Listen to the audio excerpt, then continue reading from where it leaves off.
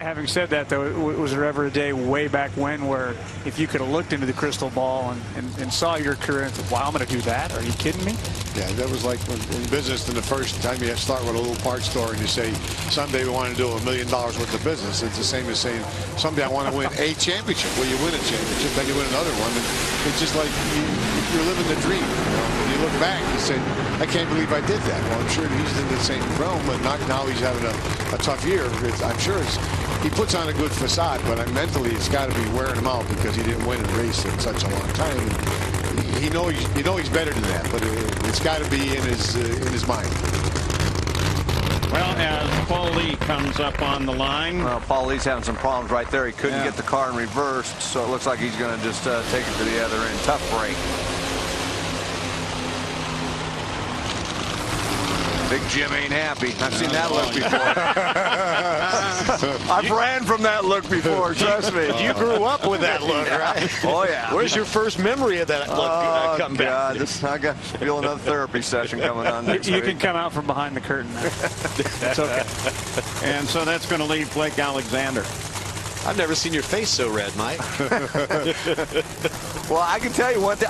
The first time I came to Maple Grove was with my dad back in 1971. It was a Wednesday night match race, and imagine this, it got rained out.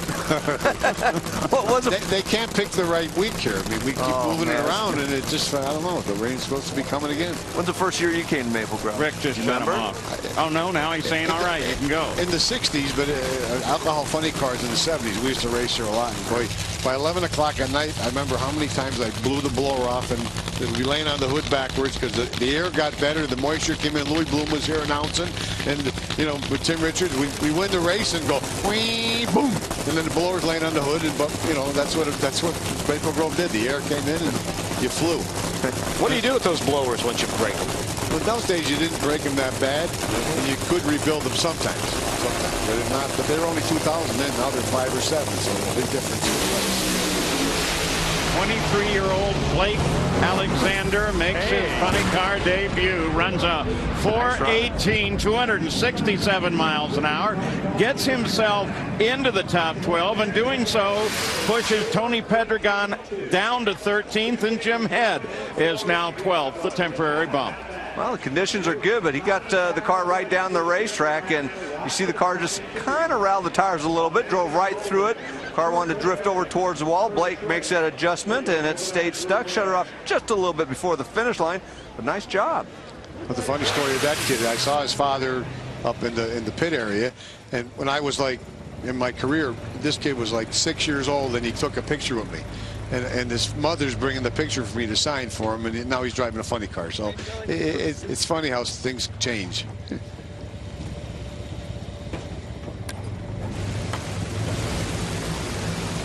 You saw on the wing, right? That was Paul Smith's car. We saw John Capps have all that success in a week ago. It is a good car for Blake Alexander. Paul Smith's a master tuner with nobody. He does a great job. He's been doing it for years. His son's kind of jumped in now, and you know, he gives it a lot of credit. He's done a lot of things. He got a lot of people's careers started. Gives him a chance for not $1 zillion. Well, there is Leah Pruitt. She's going to go side by side with Terry Haddock. She made her first run in a funny car in the first session here today. That's the car that Melanie Troxel would normally be in. Well, right now, I mean, they're trying with, you know, car owner Roger Burgess is trying to put a 2-car funny car team together, and he would like both Leah and Melanie running next year. So, I mean, that was kind of the plan here. Since the fact that Melanie's not in the countdown to the championship, let's get Leah some seat time in this funny car.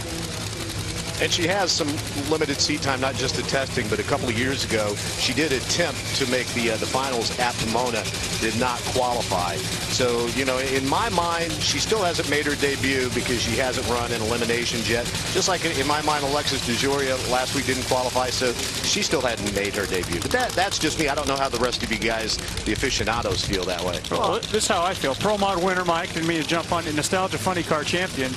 She's going the right direction. Oh, she can drive a funny car, and I believe, like Alexis, she made runs down the track. She made her debut. Leah, when she made her debut, the car had problems. I don't think she ever got down the track.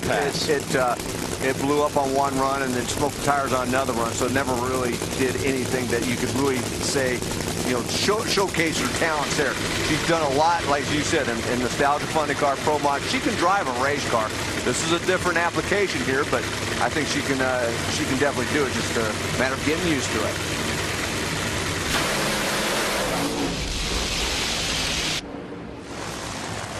Well, there you go. That worked out well for everybody, didn't it?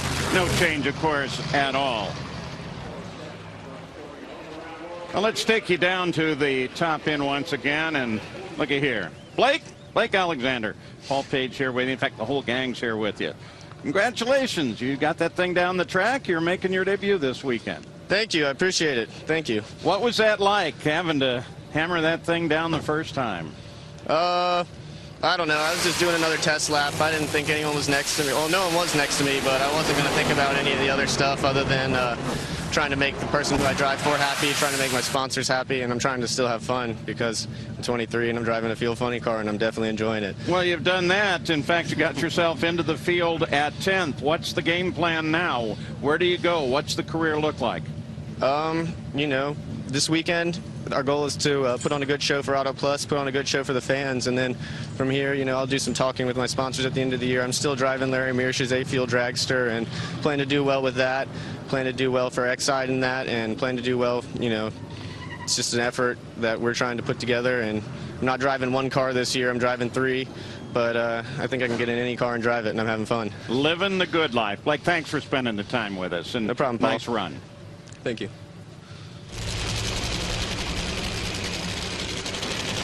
Well, Tony Pedregon is up now, as is Peanut, Dale Creasy Jr. Pedregon got pushed down to 13th, as a matter of fact, when Blake got in. And so he's trying to get back above that 450, which is the current ET for 12th place, and it belongs to Jim Head. Pedregon and Dale Creasy Jr. Well, you wonder how many times he's changed decals on that car this year. It's a good thing he knows how to do that. Yeah, you walk to the pits, a lot of times you see Tony Pedregon. He's not sitting around talking, chewing the fat. He's actually putting the decals on the car, and then sometimes the entire wrap. Oh, absolutely. John Force trained him well. Yeah, yeah, he did, didn't he? I remember him when he was driving for John. He was doing that a lot. It's paying off. But right now, we talked about that time being a 450 elapsed time. Neither driver's even thinking about that. They're thinking about getting this thing down the racetrack. You have good conditions right now. Threat of rain tomorrow. They're not going to push it too hard, but both Tony's really struggled getting this race car down the track. He wants to just get it hooked up and run around on 415, I believe, right now, and he'd be happy. Didn't happen. And so for Creasy, that's a 439, and that pushes Head off of 12 and puts Creasy there. Of course, nothing there for Tony Pedregon. Still not in the top 12, but he is overall in 14th.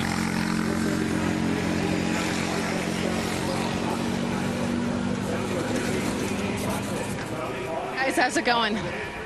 Hey, Leah, how are you? Paul Page here. How's everything? I'd say it's okay. I'd like it to be a little bit better than it is right now. I mean, we've smoked twice now. We really thought we were going to get after it right there for sure. So, I mean, heck, it's technically I like to consider my first national event, the second one in a Nitro Funny Car. I'm having the time of my life. I know that this car is absolutely, this Pro Car RX is capable of, you know, qualifying very well and going rounds and even winning this race. It's just that line, you know, that fine combination. So we're going after it. I mean, for me, this is crazy. I found out a couple days ago I'd just be running this national event in this car, and I couldn't be happier. But you know, for us to go out there and smoke tires in this situation, a little bit of rattle, a little bit of shake, and then some smoke. But hey, you know, we're getting after it. That's you got to get after it. Do you know what it is? I mean, you're having trouble getting down the track. Well, actually, I do know what it was. We had some difficulties on Q1. We actually had a line that had popped off for our air, and so that enabled us. We didn't have any retard, so that's what a run looks like without any retard going on the track. You're going to smoke. This second one, it shook, and I'm like, come on, maybe we could drive through this shake a little bit because we drove through it in testing, and it didn't. It shook, and then it just went up. So I think we made it a little bit farther, not near as far as any of us want to go. But hey, we have 2 more. Hopefully, you know, the weather holds off and we'll get at least 1 more tomorrow. That's what I see in my prediction. Leah, can you hang with us for a few more minutes? We've got some other guys here who'd like to talk to you, or do you need to run off? No, I don't have anything to do except drive this weekend. Okay, well, hang on for a second. We're going to take everybody back to the line itself because Jim Head and Johnny Gray are coming up. Neither one of those are in the top 12. In fact, Johnny Gray is just ahead of Leah Pruitt. Leah currently stands overall in 16th, but remember, only the top 12 carry over to Saturday, unless, of course, that rain that Leah just mentioned, we've all talked about, would come, and then the top 16 are what they're going to take. But right now it's Johnny Gray, who started second at Dallas and lost in second round to Ron Capps and Jim Head. So you drove alcohol funny car. Did you ever drive fuel funny car? Yeah, I actually built the fuel funny car, Mustang. Andy Applegrad one. I raced the NHRA with it and tested with it in 1983, 84 area. Because I was thinking that there was talk around they were going to eliminate the class, top fuel. That's right. How about that? A career best for Johnny Gray, a 4:02, 318. The 318 mark that down as a track record speed and mark the whole thing down as number 1. He's now the number 1 qualifier. Jim Head moved up to 7th. Look at this run. This was a nice pass. 4:02 elapsed time. He's only run, I say only run 269 at the 8th mile. That's because Matt Hagan, when he went 399, was running 273. I guarantee if he'd have been running that fast at the 8th mile, Johnny Gray possibly would have ran a sub 4-second pass. Well, Leah, you that and I... pass, if I just understand, Gray just won a 4:02. That just says that the conditions are there, the weather's there, just like everyone's saying. Absolutely. Great for him. We talked earlier, too, about Melanie. This would normally be her car, but this is a good thing, right?